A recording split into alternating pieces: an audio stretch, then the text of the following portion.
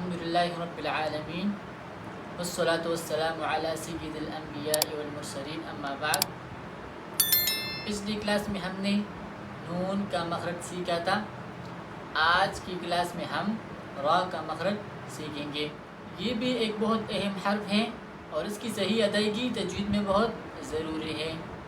آج کی کلاس میں ہم 4 باتیں سیکھیں گے۔ پہلا نمبر را کا مخرج سیکھیں گے، دوسرا نمبر را کی 2 حالتیں، اور تیسرا نمبر را کی ادائیگی میں عام غلطیاں، اور چوتھا نمبر اس حرف کی مشق کریں گے۔ اب سب سے پہلی والی بات شروع کر لیتے ہیں، را کا مخرج۔ تو را ادا ہوتی ہے جب طرف لسان، ثنایا اور رباعی دانتوں کی مسوڑوں سے لگ جائے مع ظہر لسان، تو اس سے را ادا ہوتی ہے۔ اور ظہر لسان یہ زبان کی نوک سے تھوڑا نیچے حصہ، اس کو ظہر لسان کہا جاتا ہے، جو زبان کی پش ہے۔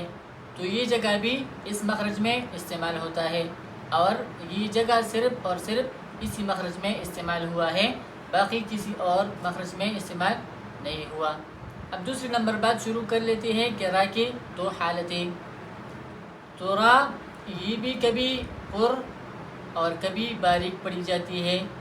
پر کی مثال جیسے ربنا، ربما، اور باریک کی مثال جیسے رجال، رزق، اور اس کی تفصیل ہم را کے قواعد کی کلاس میں پڑھیں گے۔ اب تیسری نمبر بات شروع کر لیتے ہیں کہ را کی ادا کرنے میں عام غلطیاں۔ تو را کو ادا کرنے میں لوگ 3 طرح کی غلطیاں کرتے ہیں۔ پہلا نمبر، را کو ڑا کی طرح بولتا ہے، جو کہ عربی کے حروف تہجی میں ہے ہی نہیں۔ دوسری نمبر غلطی یہ کرتے ہیں کہ را میں زیادہ تکرار کرتے ہیں۔ اور تیسری نمبر غلطی یہ کرتے ہیں کہ را کو لام کی طرح یا دال کی طرح ادا کرتے ہیں۔ اب چوتھی نمبر بات شروع کر لیتے ہیں کہ اس حرف کی ہم مشق کریں گے۔ تو آپ بار بار پڑھیں میرے ساتھ، را، ری، رو، حمزہ را زبر اب، حمزہ را زیر ایر، حمزہ را پیش اور۔ اب قرآن کی مثالیں جیسے رب، رجال، ربما، رسول، غفور الرحیم۔ اب میں آپ کو ہوم ورک دے رہا ہوں، یہ آپ نے ضرور کرنا ہے۔ پہلا نمبر آپ نے را کا مخرج یاد کرنا ہے۔